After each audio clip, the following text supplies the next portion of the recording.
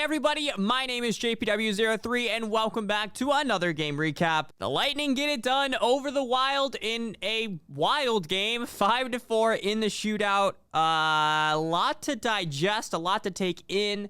The Lightning once again have blown a 2-goal lead in the third period. Thankfully, unlike the game against the Devils, we do come out and win this one in the shootout. Definitely slightly concerning of how many goals we're giving up late in games and how many goals we're giving up in general in the third period. I digress. We get it done. A win is a win, as many of you told me last time we won in a shootout. So another 2 points overall, and Brian Elliott gets another win on the season. I think the biggest news of everything today, even the win and all the craziness that happened in this game, is Brayden Point is out indefinitely. That stinks. That stinks a lot. Obviously, we're already out Kucherov, so now we're out Kucherov and Point. With all that being said, let's go ahead and take a look at the highlights. And once again, even without Brayden Point, the Lightning's power play would click here tonight, which is really good to see.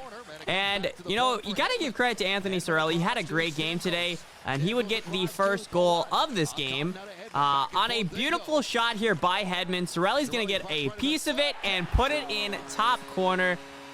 Nothing the Minnesota goalie could do there. It was a perfect redirect, as we're going to see on the replay. So yeah, take a look right here. Hetty's going to line it up, shoot it, and Cirelli redirects that thing right in the joint of the crossbar and the post, and it is in the back of the net. 1-0 Lightning. Another game, another little bit of, well, temporary controversy, not really for long. Pat Maroon puts in a beautiful shot, but it was initially ruled no goal. They were like, hey, was that even in? Was it even in? Yes, it was in, and the replay does show it clearly, but I don't even know how he whipped this around and got it in at all. I still am so confused how he got so much whip, so we actually don't see it very well from that angle. Let's take a look from this angle, because you definitely do see it right there. I think I paused it at a good time, maybe. Okay, it's still hard to tell from this angle, but this is in. It actually hit the little white bar behind the goalpost there, and it bounces right back out. So now the Lightning have a 2-0 lead, but now the Wild on the power play, and it would be very similar to Cirelli's goal in the sense that a beautiful redirect happens. Foligno's going to get this goal off of a redirect. Nothing Elliott could do at all on this play.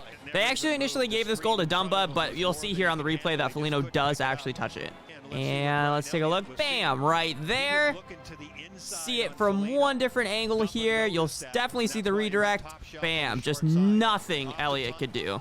Now, things would heat up as Colton would get tripped up a slew foot, rather, by Hartman. Very dangerous. Thankfully, Colton would not get hurt on this play.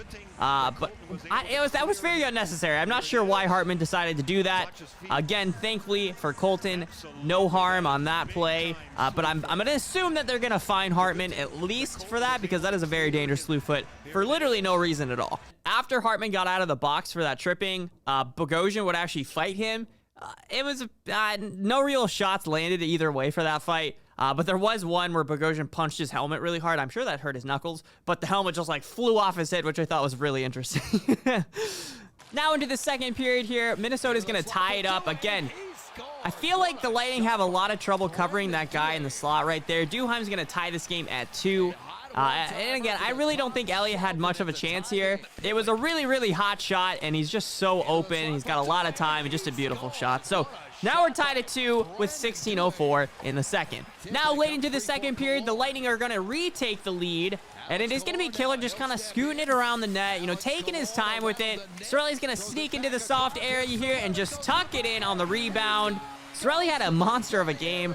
Really, really noticeable out there. And as we all know, Cirelli is always able to go into the dirty areas, and he gets rewarded for it right here.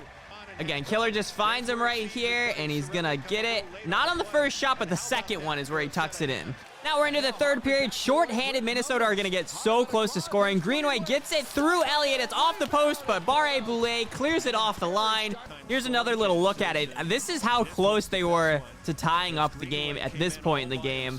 Off the post, and he saves a goal at one end, and he scores at the other. BB's gonna slap in a Stamkos shot that kind of gets, you know, blocked-ish. It still makes its way towards the net, and BB slaps it in. BB literally got called up this morning onto the team. He flew in this morning, scores a goal, makes it 4-2, and you're thinking, hey, things are looking really good here. Now, up until the point where Minnesota pulled their goalie, the Lightning looked classic form of just shutting it down, really keeping everything to the outside. But for whatever reason, when they pulled their goalie, it gave the Lightning all sorts of headaches, and I was having flashbacks to the game against the Devils where they were just kind of cutting right through us, having great chance after great chance. I just can't even believe what happened late in this third period. I still haven't quite clicked in my head.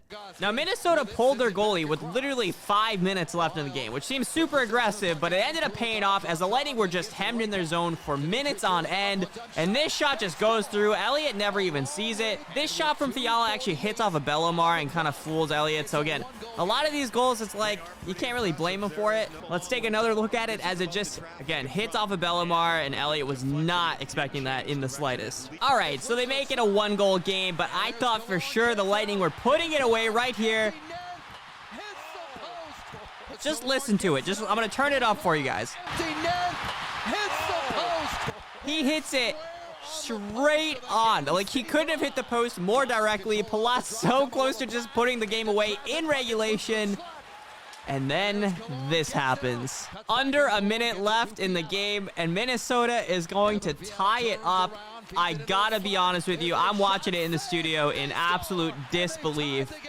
I felt as soon as Palat had hit the post that you knew Minnesota was gonna take it back the other way and find a way to tie it up. And let's be honest, we've been like averaging an overtime every other game, so we were about due for an overtime again. And just Eriksson Ek putting it away, just fighting for that loose puck. Elliott unable to cover it. And right into overtime we go again. Now, the Lightning didn't really have any golden scoring chances in overtime, but they did take a penalty. Killorn gets it for interference. And Elliott had to come up huge a few times, so really big props to Elliott for keeping the Lightning in the game. No goals were scored, and we would go into the shootout. So tied at 4, no goals in overtime. We go into the shootout, and only 1 goal would be scored by our captain, Steven Stamkos, doing what he does a lot in the shootout. This is just a perfect move. I mean, he pulls the goalie out, shoots it top corner. The Lightning win it 5-4 after the shootout. Just let me know what you guys thought about this down in the comments. Like, I'm happy we won. I'm a little scared that we even went to the shootout. But again, a win is a win, and I'll absolutely take it. And another 2 points for us. I know it's cliche, and I bet this pun has been made millions of times, but it actually was a wild game against the Wild. If there's one area the Lightning really do need to clean up, it's like the last few minutes of a period, especially in the third period. I feel like we've given up a lot of goals late in games. Now, some of the times we've outscored that problem, but, you know, especially in playoff time, you've got to be able to shut it down in the third.